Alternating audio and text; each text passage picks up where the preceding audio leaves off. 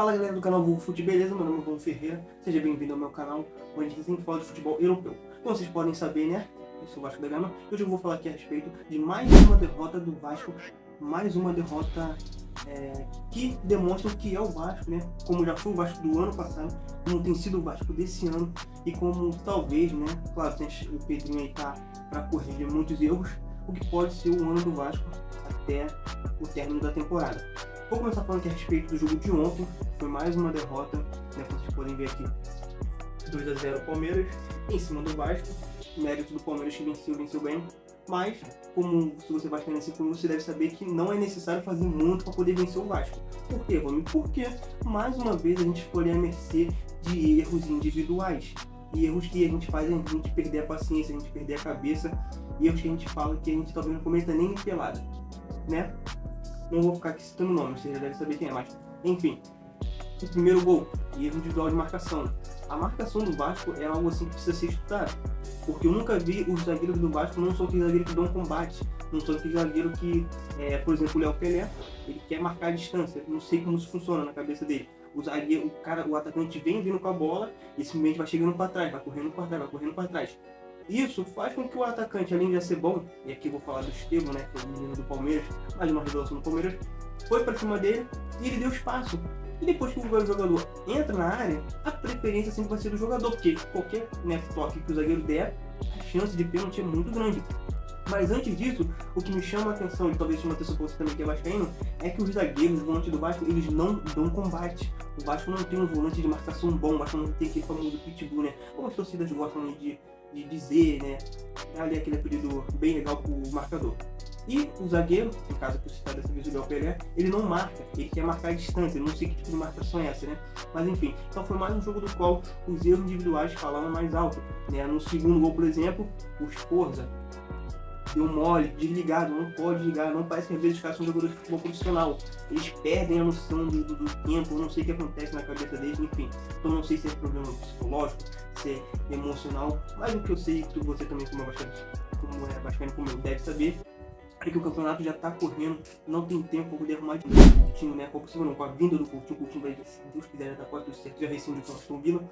Como vai ficar mais ou menos, como ficaria na minha opção? Aqui eu tenho duas formações que eu montei junto com o meu amigo, né? Meu amigo Dudu. Um abração pro Dudu, que é o cara que cria as capas aqui pra mim, me ajuda bastante. Ele me ajudou a criar essas artes aqui, beleza? Como poderia ficar, ou como deve ficar na minha cabeça, acho que também, talvez você que é vascaíno, ou se você também não é vascaíno, comenta aí se você acha essa formação pode dar certo. Vamos lá?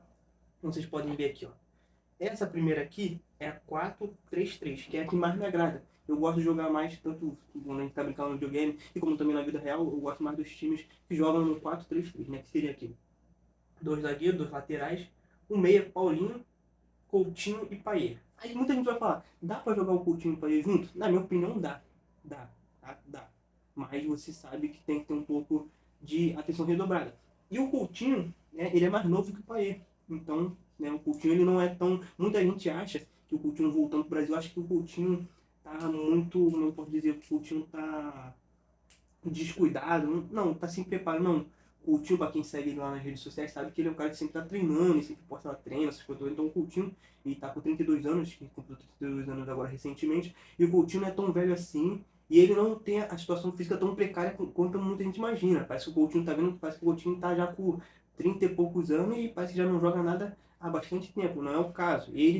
O futebol dele caiu muito, todo mundo já sabe a história, ele ficou no Liverpool, aí deu uma subida de novo lá no Bayern de Munique, depois no Bayern de Munique não quis ficar com ele, enfim, etc. Mas tem a questão da qualidade técnica, mas também fisicamente o Coutinho não é tão ruim como muita pessoa imagina. Ele não é um jogador já aposentado em atividade, tá? O Coutinho tem um preparo físico bem legal. Então por que eu estou dizendo isso? Porque o Coutinho, ele pode sim ajudar na questão da marcação. O Payet já é um pouco mais difícil, que o Payet tem 36 anos, mas enfim. E na frente, o David, o Ryan e o Verratti. O Verratti, né, que, meu Deus do céu, o Verratti junto com o Léo Jardim são os únicos que salvam hoje. Acho que se o vascaíno, e até mesmo o Pedrinho, né, tivesse o poder de deixar escolher alguns ali, acho que os únicos que sobrariam, né, tirando o Paulinho, que tá... O Paulinho já estão machucados, não voltar se Deus quiser ainda esse ano. Acho que os únicos que realmente salvaria ali, na minha opinião, seriam o Verratti e o Léo Jardim, beleza? Então esse 4-3-3 acho que é o que mais me agrada e acho que é o que mais poderia funcionar. Porque a questão aqui A questão ofensiva não seria um problema, já que juntaria a genialidade do Coutinho junto com a do Payet, beleza? E o Paulinho, tem aquela questão que o Paulinho é um homem muito bom de marcação. O Paulinho, como todo mundo sabe, é aquele cara que é, como eu disse no começo do vídeo, né? Tá faltando um pitbull. O Paulinho é esse cara. E além de tudo, o Paulinho tem uma visão de jogo muito boa e a qualidade de passe é excelente. Coisa que os volantes hoje do Vasco não tem, né? Não tem. O Sforza não tem. Né? O Sforza não é ruim de tudo, mas ele também não tem. Como eu disse mais no começo do vídeo, desligou lá. Tanto é que desligou e a gente tomou o segundo gol. E o Paulinho tem essa visão de jogo e também tem esse poder de marcação, beleza? Aí tem uma outra aqui também que eu quero mostrar pra vocês, que é a 4-4-2. Essa 4-4-2 também é bem interessante. Que seria o Hugo Moura, você lembra do Hugo Moura? Ele entrou ontem, muitas pessoas pegou no pé do Hugo Moura, depois ele deu um erro realmente bem ruim lá contra o Atlético Paranaense, que ele foi expulso. Mas o Hugo Moura, se você for olhar hoje por elenco agora, a gente tem que trabalhar porque a gente tem agora. A não ser que no meio do ano agora, o Pedrinho consiga trazer bons jogadores a custo zero, jogadores que estão livres no mercado. E tem alguns bons nomes aí. Mas a gente sabe que o Vasco não é o único no mercado que precisa contratar para ontem, né? Tem outros clubes também que estão contratando. O Cruzeiro, por exemplo, fez boas contratações aí. Mas o Hugo Moura hoje, talvez, na minha opinião, é o único cara de marcação mais firme, de mais pegada que a gente tem no elenco e que, para mim, já era para estar jogando. Porque a liberdade que os adversários têm, né, para trocar passe em frente à área do Vasco é algo assim a ser estudado. Todo mundo chega próximo à área do Vasco como quer. Ontem, por exemplo, teve um lance, não sei se vocês vão lembrar, que uma falta, não vou lembrar o nome do jogador, mas ele rola pro Rafael Veiga. E o Rafael Veiga dá um tapa, depois dá outro tapa, dá um terceiro tapa e depois ele solta uma bomba no meio da rua, né? E o Léo Jardim salvou. Não tinha ninguém, não tinha o Zé Gabriel, não tinha o Esposo, não tinha ninguém para dar um combate. O cara simplesmente foi carregando a bola e chutou. Isso, assim como você é vascaíno, como você deve saber que é recorrente nos jogos do Vasco.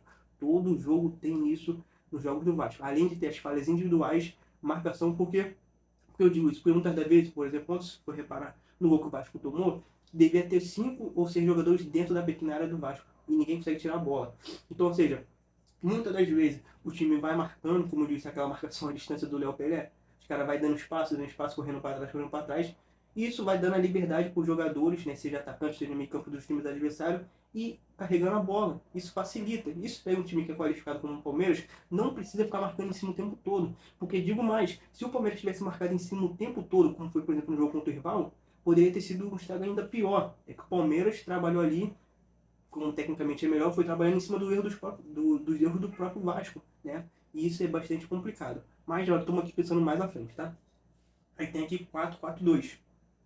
Hugo Moura e Paulinho na frente. Paulinho, comparado ao Hugo Moura, tem a boa marcação, né? E sabe sair jogando melhor. O Hugo Moura deixaria mais para cara de marcação não, para poder defender essa parte aqui, ajudar tanto o Piton quanto o PH, inclusive o Piton na marcação, só Jesus na causa, né? O Piton, ontem que jogou com o Mita, eu coloquei o PH, quem jogou antes foi o Mita também misericórdia, só Jesus na causa na marcação. E à frente, esses dois aqui, né? Dimitri Payet e Coutinho, criação. Aí aqui o Verratti vai brincar de fazer o gol, porque o que o Verratti faz de gol é impressionante. Cara, ele precisa de poucas oportunidades para poder fazer o gol. Se a bola chegar pro Verratti, eu vou falar um negócio pra tu, o Verratti é tranquilamente disparado artilheiro do Campeonato Brasileiro. Não tô falando por saudosismo, não tô falando isso porque eu sou vascaíno, mas o Verratti é um cara assim que, ele pra mim poderia até ser o capitão do Vasco. E o David, que voltou ontem, né, não tinha nem sido relacionado pro jogo anterior, mas voltou ontem. E o David é o seguinte, eu penso a respeito assim do David. Tecnicamente o David é abaixo.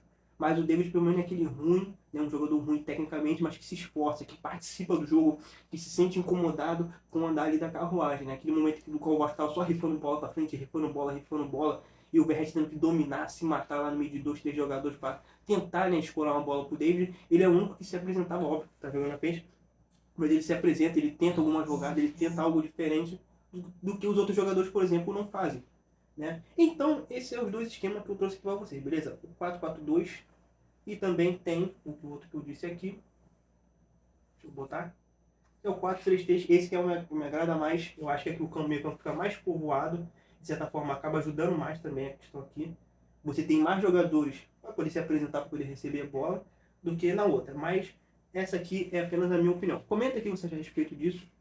E com a chegada do Coutinho, né? Inclusive estão falando que o Coutinho não tá vindo sozinho. Vai trazer pelo menos mais uns dois aí, né? Dependendo de quem for, pode vir, porque a gente precisa de jogadores, né? Jogadores de preferência já para vir vestir a camisa e jogar. Mas a gente sabe que tem toda essa questão do Vasco, esse desembrolho tudo aí referente ao Vasco 777 que o Pedrinho tá tentando resolver.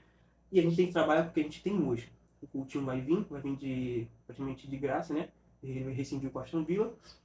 E o que a gente tem aqui é hoje. E vendo o que a gente tem hoje, se o treinador também, que já tá tendo bastante cobrado, é a segunda derrota dele seguida, tá no começo do trabalho, eu sei aquela coisa toda, mas, né, não tem jeito, ele já tá aqui, tem que dar o jeito dele, ele precisa colocar a coquinha dele pra funcionar, né, enfim. Isso é o que a gente tem hoje. Olhando o que a gente tem hoje, cara, não acho tão ruim de tudo. Eu só acho que o Vasco muitas vezes ele é mal treinado, e inclusive fisicamente, o Vasco deixa a desejar muito fisicamente. Os jogadores parece que, sei lá, enfim. Então comenta aqui o que você acha a respeito disso. Dessa formação aqui, a 4-3-3 é a que mais me agrada. Acho que a vinda do Coutinho vai agregar muito, e o Payet também, voltando a voltar. Tem o Ryan aqui eu coloquei o Ryan, tá? Mas poderia ser o Alisson também, o Alisson acho que cairia bem aqui. Coloquei o David aqui, porque acho que o David é o único que tem que jogar pela esquerda, né? Vocês lembram mais de alguém que joga pela esquerda que tá aí no elenco do Vasco? Não sei, tá? E também acho que tá na hora de começar a subir alguém da base também pra poder ajudar, né? Sempre tem base boa no Vasco. Beleza? Curte aqui, comenta. E se você também não vascaíno, comenta aí pra interagir também comigo. E até a próxima.